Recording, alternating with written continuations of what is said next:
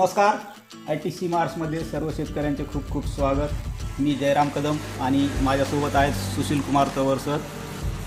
आपणास कळवण्यात खूप खूप आनंद होत आहे की आपल्या पोखर्णी फार्मर प्रोड्युसर कंपनीला ITC मार्सकडून एक माती परीक्षणची मशीन मिळालेली आहे. तर आता शेतकऱ्यांना जास्त परेशान होण्याची गरज नाही आहे. कुठे माती परीक्षण करावं, काय हे खूप मोठे प्रश्न होते. तर या प्रश्नावरती आपण मात केलेली आहे. आता आपण गावातच आपण माती परीक्षण करून घेऊ शकतो. तर या मशीनविषयी आपल्याला सुशील कुमार सर थोडक्यात माहिती सांगतील. सर, आम्हाला थोडक्यात मशीनविषयी माहिती द्या. नमस्कार. आपण ही जी मशीन बघत आहात ही ITC मार्सद्वारे आपण पोखर्णी फार्मर प्रोड्युसर कंपनी या ठिकाणी दिलेली आहे. या मशीनद्वारे आपण जवळपास 1 ते 1.5 तासामध्ये एक मातीचा नमुना तपासणी करू शकतो. या सुरुवातीला या मातीसाठी आपल्याला जो शेतकरी आपल्याला मातीचा नमुना घेऊन येतो त्या नमुन्याचे 4 ठिकाणी मोजमाप करून घ्यायचे व्यवस्थित. एके ठिकाणी 5 ग्रॅम, या बॉटलमध्ये 0.5 ग्रॅम आणि 2 ठिकाणी 20-20 ग्रॅम असे 4 वेळ आपल्याला एकाच नमुन्याचे माती मोजून घ्यायची आहे. ही माती मोजून घेतल्यानंतर आपल्याला या मोबाईलवरती आपल्या भूविजन नावाचं एक ॲप्लिकेशन आहे, त्या ॲप्लिकेशनचा ओपन करायचं आहे आणि या ॲपद्वारे आपण या सॉईल टेस्टिंग मशीनसोबत ब्लूटूथद्वारे कनेक्ट करायचं आहे. कनेक्ट केल्यानंतर या ॲपमध्ये आपल्याला सुरुवातीला फार्मरचा ॲड फार्मर करायचं आहे. ज्या शेतकऱ्याचा हा मातीचा नमुना आहे त्या शेतकऱ्याचा पूर्ण नाव, मोबाईल नंबर, ॲड्रेस, गट नंबर, मातीचा प्रकार कोणता आहे इत्यादी गोष्टी आपल्याला यामध्ये भरायच्या आहेत. या गोष्टी भरल्यानंतर या सॅम्पलमध्ये आपल्याला A solution, B solution, organic carbon solution असे सोल्युशन दिलेले आहेत. हे सोल्युशन या बॉटलमध्ये घ्यायचे आहेत आपल्याला आणि हे 5 ते 10 मिनटं याला व्यवस्थित हलवायचं आणि त्यानंतर आपल्याला हे फिल्टर करण्यासाठी ठेवायचं आहे.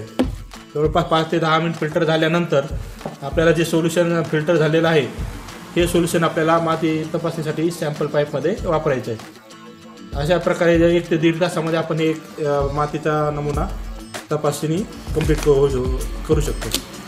त्यानंतर एक माती परीक्षण कंप्लीट झाल्यानंतर आपल्याला एक अशा प्रकारचा रिपोर्ट जनरेट होतो. जवळपास 11 घटक या माती परीक्षण रिपोर्टमध्ये आपल्याला तपासून दिसतात. सोबतच आपल्याला यामध्ये एक ॲग्रॉनॉमिक ॲडवायझरी म्हणजे एक कृषी सल्लासुद्धा, म्हणजे कोणत्या जमिनीमध्ये आपल्या कोणता घटक कमी आहे, जास्त आहे आणि त्यासाठी आपल्याला किती प्रमाणामध्ये काय घटक द्यायचा आहे ते सुद्धा आपल्याला एक सल्ल्यामध्ये या रिपोर्टमध्ये दाखवता येतं. तर सर, आम्हाला आणखी एक महत्त्वाची माहिती सांगा की शेतकऱ्यांनी मातीचा नमुना कसा जमा करायचा. आपल्याला मातीचा नमुना घ्यायच्या वेळेस आपल्या जेवढा आपला गट नंबरमध्ये जो क्षेत्र आहे त्या क्षेत्रामधून घ्यायचा आहे. त्यासाठी एखादा झाडाखाली किंवा ज्या ठिकाणी आपण शेणखत वगैरे टाकतो अशा ठिकाणी माती घ्यायची टाळायची. ज्या ठिकाणी ओलावा असेल, शेताच्या आपल्या कडी बांधावरती किंवा कडी कोपऱ्यावरती अशा ठिकाणची जागा टाळायची आहे. आणि त्या एका क्षेत्रामधून जवळपास 8 ते 10 ठिकाणी झिगझॅग पॅटर्नमध्ये आपल्याला मातीचा नमुना घ्यायचा, जेणेकरून पूर्ण क्षेत्राचा आपल्याला एक व्यवस्थित नमुना मिळेल. आणि दुसरं म्हणजे फळबाग आणि हंगामी पीक यासाठी काही वेगळं पद्धतीने माती घ्यावी लागते असं काही आहे? हो, त्यासाठी आपल्याला जसं जे आता काही पिकं हंगामी सोयाबीन असेल, हे जे ज्यांच्या मुळा खोलवर जात नाहीत अशा पिकांसाठी आपण 15 ते 20 सेंटीमीटरपर्यंत खोली करून मातीचा नमुना घेऊ शकतो.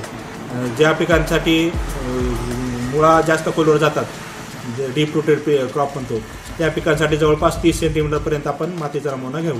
आणि त्यानंतर फळबाग वगैरे असतील अशा पिकांसाठी 60 सेंटीमीटर ते 90 सेंटीमीटर इत्यादी खोलीपर्यंत आपण मातीचा नमुना घेऊ शकतो. तर मातीचा नमुना घ्यायच्या वेळेस आपण शक्यतो V आकारचा एक खड्डा करायचा आहे. त्या खड्ड्यामध्ये वरच्या काडी कचरा वगैरे दगड बाजूला करायचे आणि V आकारच्या साईडच्या शेपमधून जी माती गोळा करायची.